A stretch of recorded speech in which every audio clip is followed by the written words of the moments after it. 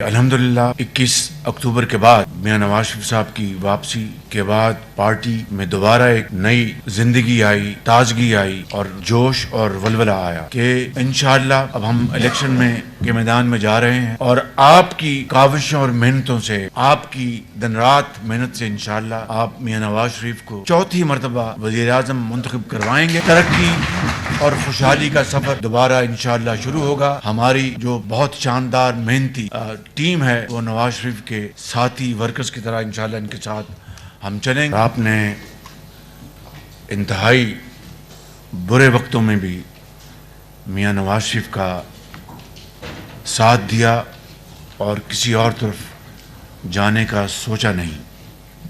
یہ ایک کسی بھی پارٹی کے قائد کے لیے، پارٹی کے کارکنان کے لیے ایک بہت بڑا ایک سرمایہ ہوتا ہے جس کی جتنی بھی تعریف کی جائے کم ہے۔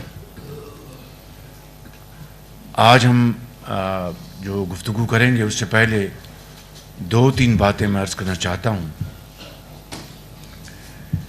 کہ الحمدللہ 21 اکتوبر کے بعد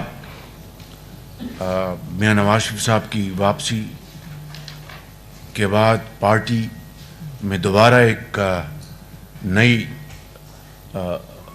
زندگی آئی، تازگی آئی اور جوش اور ولولہ آیا، اور اب ہم انتخابات میں جا رہے ہیں۔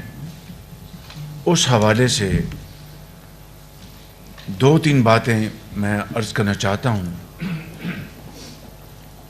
کہ اگر اللہ تعالیٰ نے ہمیں اپنی بے پایاں فضل و کرم سے میاں نواز شریف صاحب کو دوبارہ چوتھی مرتبہ موقع دیا تو جو صورتحال 2013 سے 17 تک تھی کہ پاکستان کے چاروں طرف ترقی اور خوشحالی کے منصوبے، ان کے اوپر شبانہ روز ان کے اوپر کام ہو رہا تھا۔ پاکستان کو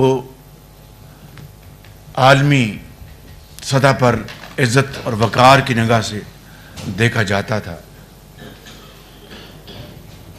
آپ کو یہ بات اچھی طرح یاد ہے کہ جب ہندوستان نے ایٹمی دھماکے کیے تو اس کے جواب میں وزیر اعظم نواز شریف نے جو فیصلہ کیا، اس فیصلے کو مؤخر کرانے کے لیے بے شمار تجاویز دی گئیں۔ ایک یہ بھی تھی کہ ہم $5 ارب کی پیشکش کرتے ہیں، آپ ایٹمی دھماکہ نہ کریں۔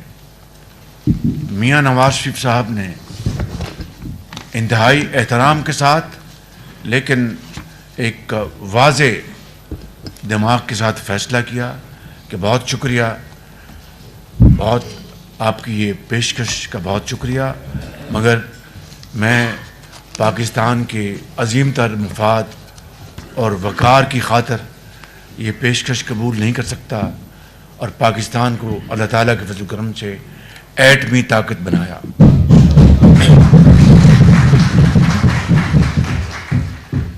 اور پھر آپ نے دیکھا کہ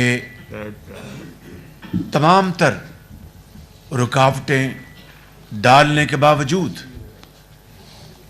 اور میں اس کا عینی شاہد ہوں، گواہ ہوں کہ کس طرح ستمبر 2013 میں چین کے صدر پاکستان کا دورہ کرنے والے تھے، اس کو کس طرح مؤخر کروانے کے لیے جو احتجاج اور دھرنے اور لانگ مارچز کا ڈھونگ رچایا گیا، وہ ہمیشہ پاکستان کی تاریخ کا ایک سیاہ باب رہے گا۔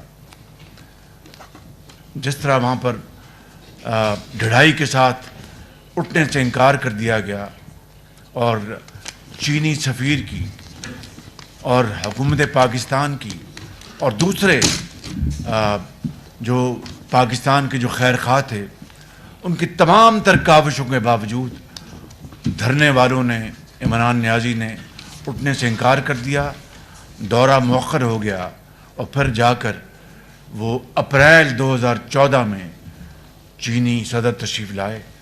اگر یہ 7 مہینے کا جو تاخیر ہوئی، اگر یہ نہ ہوتی تو وہی منصوبے 7 مہینے پہلے مکمل ہوتے اس ملک کی ترقی اور خوشحالی اور روزگار کے لیے۔ وہ پہیہ بہت تیزی سے آگے بڑھ رہا ہوتا۔ تو یہ کریڈٹ کس کا ہے؟ یہ شخص جس کا نام نواز شریف ہے۔ اسی طریقے سے جو ہمارے جو دوست ممالک ہیں، برادر ممالک ہیں، ان کے ساتھ جو عزت اور وقار کے ساتھ جو تعلقات کو مضبوط کیا گیا، ان کو آگے بڑھایا گیا الحمدللہ، اور کشکول آگے نہیں کیا بلکہ پاکستان کی عزت اور پاکستان کے وقار کو مقدم رکھا گیا۔ وہ کون شخص ہے؟ وہ یہی نواز شریف ہے۔ میں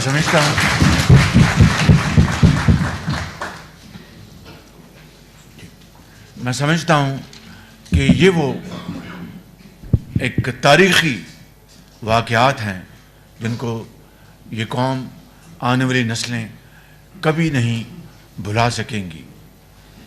میں آخری بات آج کی اس محفل سے یہ کرنا چاہتا ہوں کہ انشاءاللہ اب ہم الیکشن کے میدان میں جا رہے ہیں، اور آپ کی کاوشوں اور محنتوں سے، آپ کی دن رات محنت سے انشاءاللہ آپ میاں نواز شریف کو 4تھی مرتبہ وزیر اعظم منتخب کروائیں گے، تو وہ ترقی اور خوشحالی کا سفر دوبارہ انشاءاللہ شروع ہوگا۔